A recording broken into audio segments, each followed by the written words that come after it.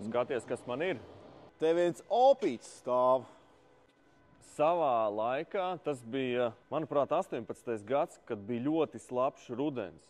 Respektīvi, mēs dienā strādājām kūlām pa 3–4 stundām. Es atradu šo kombainu. Viņš ir hibrīds, rotors ar priekškūlēju, un viņš perfekti dara savu darbu. 7,7 metri headeris, kas nozīmē lauku atvēršana, akas, stabi. Nu, un kāda sēkla lauki var būt? Jā, bet nē. Ne pie manīm. Un kā jau klāsts ar viņu saregulēt ir samērā vienkārši un tikai to labāk. Un kura gada modelis tas ir?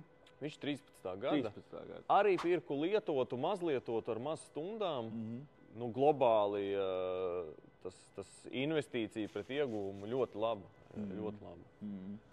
Es esmu pieredzis, teiksim, pie pilnas elektronikas. Nu, te vēl ir kloķi, kur atstatums ir ar roku regulējams. Nu, tā.